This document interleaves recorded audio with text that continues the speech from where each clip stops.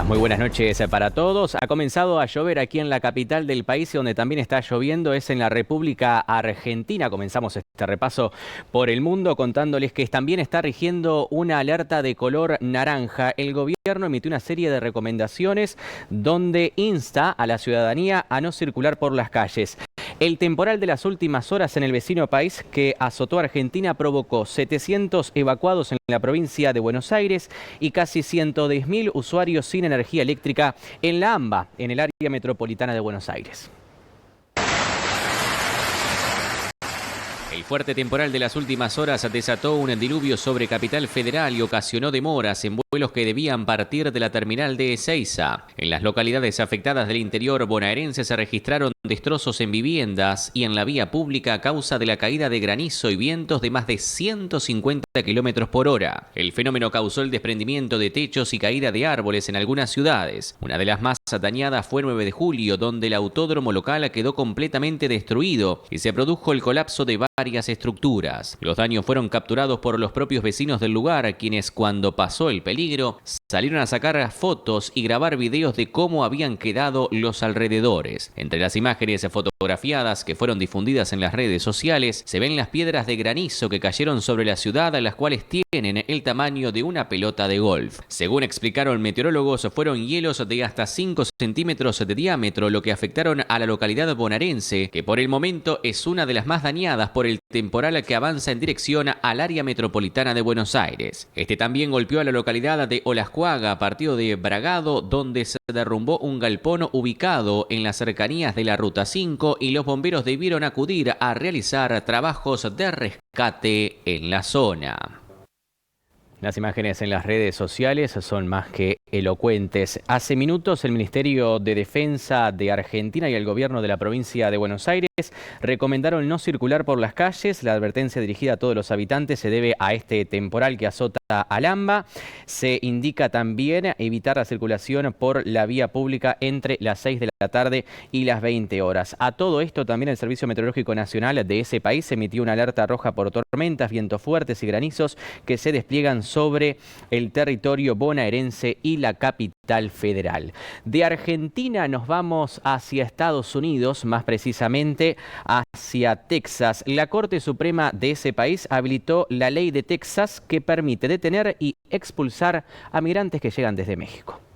Un día después de haber sido bloqueada por tiempo indefinido por uno de sus magistrados, el máximo tribunal estadounidense dejó sin efecto esa decisión. De esta forma, esta ley conocida como SB4 empieza a regir. La norma permite a los policías de Texas arrestar a personas en el estado que no puedan comprobar que cruzaron la frontera legalmente. Estos pueden ser llevados a la justicia estatal, donde podrían aplicarles penas de hasta 20 años de cárcel o ser expulsados a México sin considerar si este país puede aceptarlos. La administración del presidente demócrata Joe Biden se ha opuesto firmemente a esta norma, argumentando que es el gobierno federal el que tiene autoridad sobre asuntos de inmigración y no los estados de forma individual. La ley aprobada por el Senado de Texas y promulgada por el gobernador republicano Greg Abbott debía entrar en vigencia a inicios de marzo, pero fue bloqueada inicialmente por un juez federal de distrito, quien aseguraba que esta norma entra en conflicto con disposiciones clave de la ley federal de inmigración. Un tribunal de apelaciones dijo luego que la SB4 podría entrar en vigor a menos que la Corte Suprema dictamine lo contrario. Fue entonces que el juez supremo Samuel Alito bloqueó su entrada en vigencia. Sin embargo, el Supremo, que tiene una mayoría conservadora de 6-3, levantó esa orden ayer martes mientras escuchaban más argumentos sobre esta norma en la Corte de Apelaciones. Los 3 jueces liberales discreparon. Hoy, la Corte invita a más caos y crisis en la aplicación de la ley de inmigración, dijo una jueza. Texas aprobó una ley que regula directamente la entrada y expulsión de no ciudadanos e instruye explícitamente a sus tribunales estatales a ignorar cualquier procedimiento federal de inmigración en curso, dijo la magistrada. Los republicanos culpan a Biden por el reciente flujo récord de inmigrantes hacia Estados Unidos, mientras que la Casa Blanca acusa a los republicanos de sabotear deliberadamente un intento bipartidista de encontrar una solución. Desde Estados Unidos ahora hacia Ciudad del Vaticano, el Papa Francisco pidió hoy hacer todos los esfuerzos para negociar y salir del horror de la guerra en la Franja de Gaza y en Ucrania.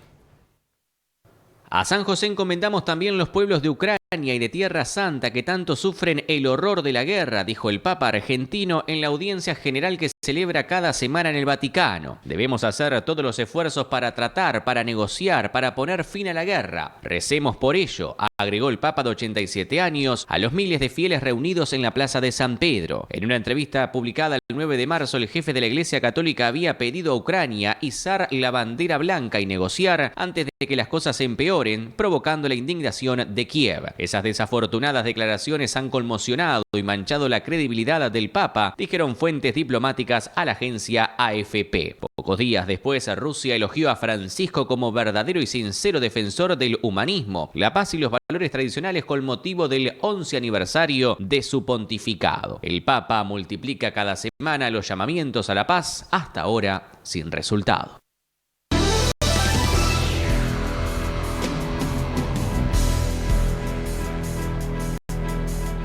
El Ministerio de Salud Pública investiga si la muerte de una persona en Salto se dio por dengue.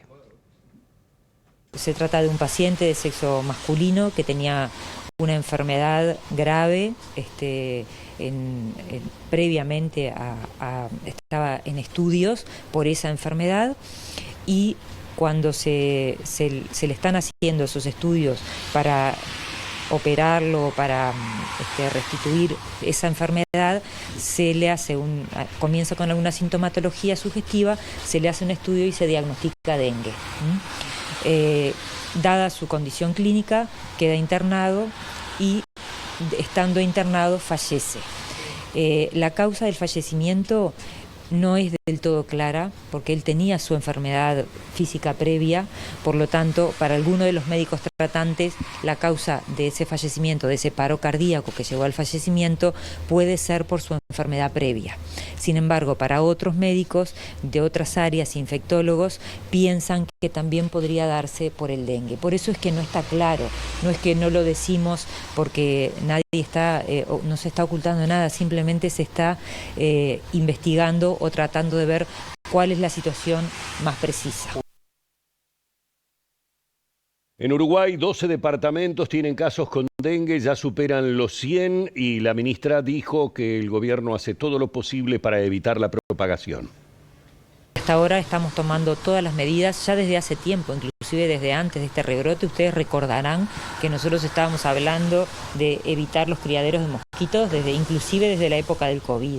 O sea que seguimos trabajando con dengue como se ha venido haciendo desde hace muchos años, y las prácticas y las recomendaciones están todas sobre la mesa. Lo único que quedaría para considerar, pero ya lo dije la vez pasada y lo vuelvo a repetir, es el tema de los repelentes. Los repelentes se va a hacer un estudio, el presidente se va a ocupar de hacer un estudio a ver si realmente han subido de precio o no.